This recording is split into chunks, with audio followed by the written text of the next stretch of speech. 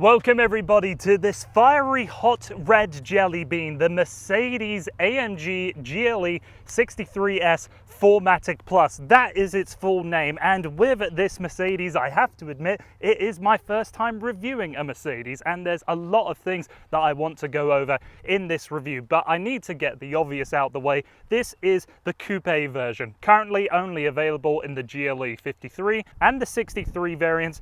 If you know the general criticisms with coupe SUVs, the same applies here. Less space in the back, less headroom for the second row passengers, worse visibility at an additional cost, and really the opinions towards this doesn't matter as you see these things everywhere. Mercedes is obviously selling enough that they wanted to go with a second generation of this product. So let's get on the road. I'll start off talking about the driving experience, and then I'll get into the rest of the user experience with this GLE 63S Coupe. So obviously, being a 63 AMG, we have the latest rendition of the 4-litre twin turbocharged V8, and in this GL63, it has the EQ boost functionality, meaning there's a 48-volt mild hybrid system. A motor generator is sitting between the engine and the 9-speed transmission and is largely taking over the responsibilities of the air conditioning and some of the other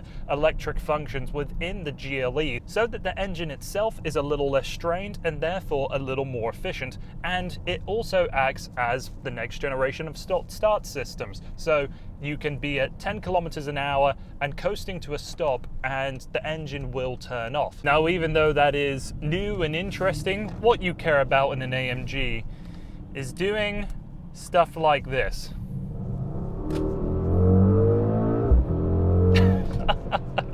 That is 603 horsepower and 627 pound-feet of torque, which is stupid fast. Honestly, there's only been a few occasions where I've made it to the red line before I back out for the sake of saving my license, because it's so quick. 0 to 60 can happen in 3.4 seconds with a good launch, and with the 9-speed transmission, it is very reactive to what you ask of it. I'm quite impressed with this system in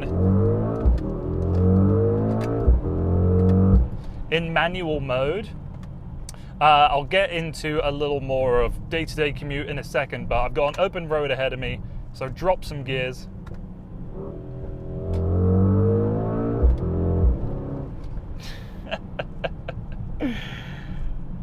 Wow.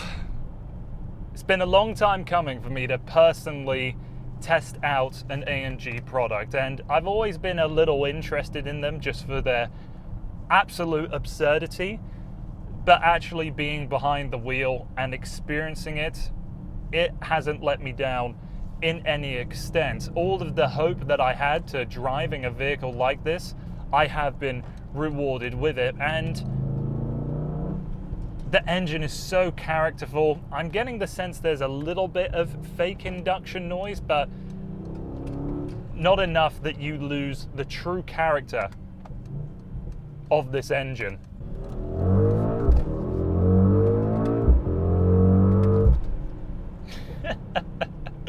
Now, you can, just with a little rotate of this knob here, go from a wide variety of different driving modes. Really, all it takes is just that rotation of the knob, so you can get off of the highway and see an interesting bit of road and immediately switch into something that would make the drive a little more exciting. But there's absolutely, well, not absolutely, there's a little bit of compromise in day-to-day drive, but if you were buying this just to have the noise of a V8 and the status of an AMG, but you really were only ever commuting, you're not going to suffer at all in this vehicle.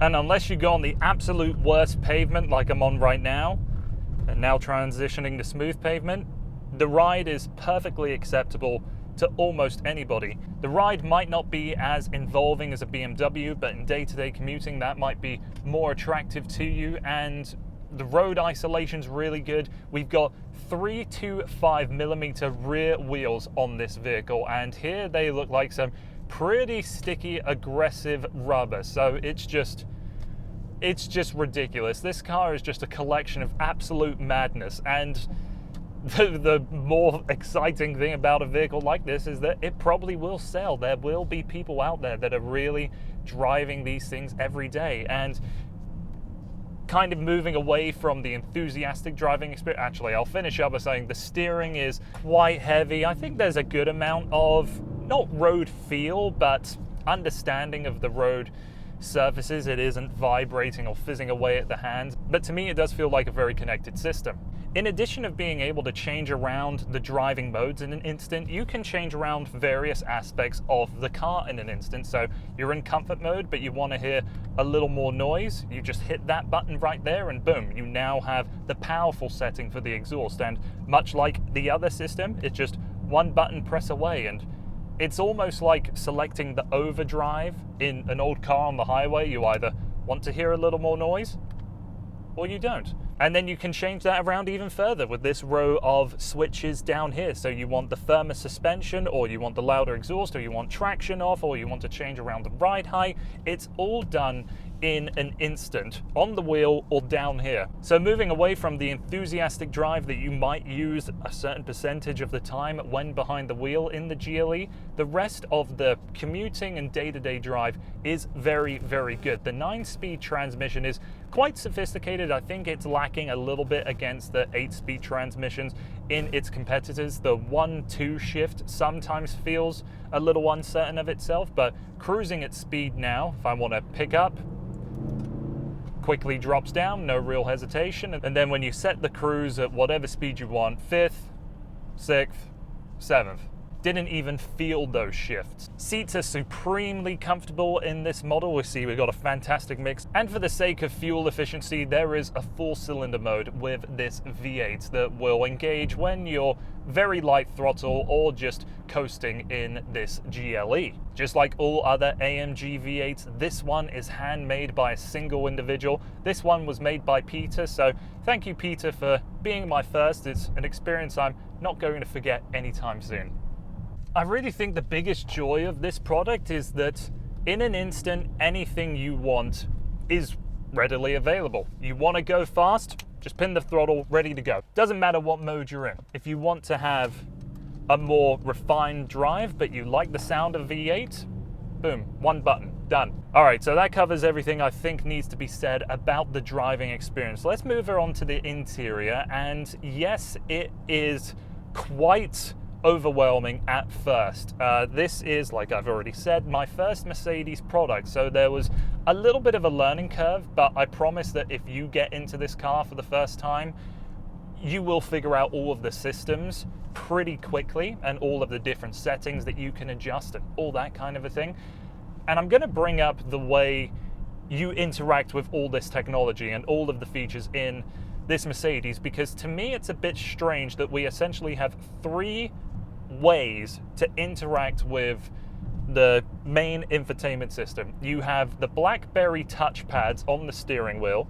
The right one deals with the infotainment, the left one deals with your digital instrument cluster. Then you have the touchscreen itself, and then the haptic feedback square down here. It's not that any particular system doesn't work. I have found these BlackBerry touchpads to be a little inconsistent in my usage. So I've only used the left one because I have to change around all of the options within the digital instrument cluster. But over here, I'm going to be using the touchscreen when I'm at a stop, or when I'm driving, the touchpad down here. But there are a couple odd things, like I noticed the Apple CarPlay screen doesn't fill up the entire display, just feels like it isn't that well integrated, and you do have to dive deep into some system menus to find exactly what you're looking for. So the company is obviously giving you a lot of options to interact with this system.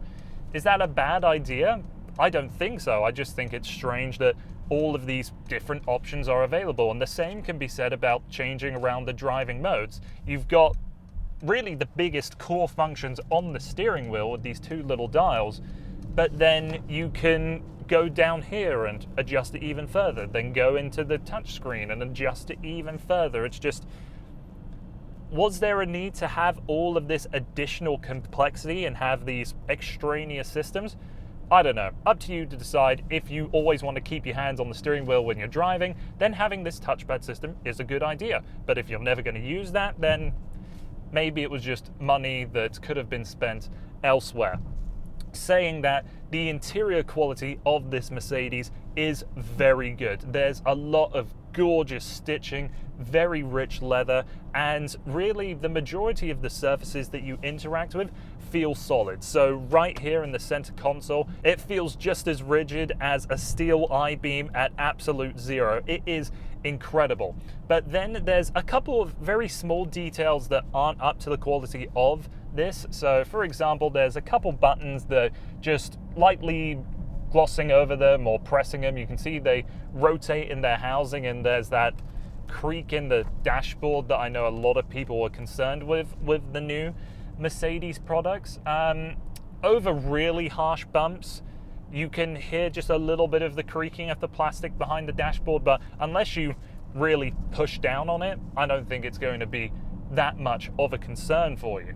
There's Alcantara all the way along the headliner. Carpeting comes up quite high in the center console. There's a big piece of cheap black plastic down here. That's a little bit of a shame, but it's small things in this cabin that turn me away.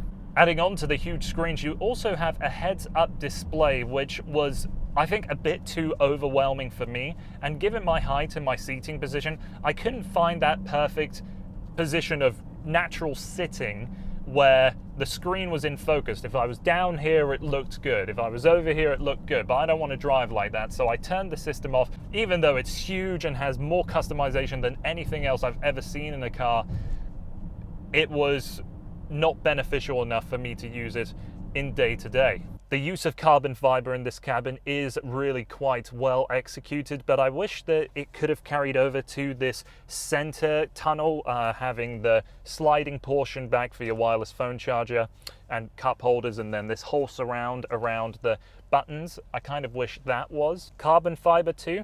A note I'd like to end on with this Mercedes is that I like how AMG is keeping the V8 as the top dog and exclusive with the 63 models, whereas for its rivals, the BMW X6 and Audi Q8, the V8 is available in a lower power output in other versions of that product. So SQ8 versus RSQ8, for example, they have the same V8 engine. They're just tuned up or tuned down depending on the way you look at it. But for this Mercedes, it is a major step up over the 53 straight six engine.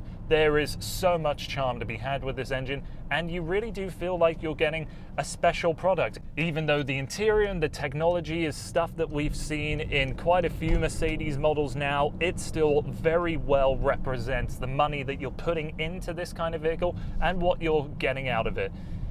And for now, the coupe version of the GLE is only an AMG. You only can get it as the 53 or the 63. And when it comes to exclusivity and a kind of vehicle that is a status symbol more than anything else, I think that's going to be really attractive to Mercedes customers. So with all that said, let's wrap up this video and call it a day. So there you have it. Those are all my thoughts towards this AMG GLE. What a wonderful excuse to just build something. If people are buying it, then God bless you for going out there and spending your money on a product like this. There's a couple things here and there that could be improved upon, but I will say that if you're looking for just hilarious fun, but with almost no compromises on day-to-day livability, then the GLE 63S is really one of the best vehicles in its class, no question. So thank you very much for taking the time to watching this video. Please don't forget to like, comment, subscribe, and I hope to see you again here soon.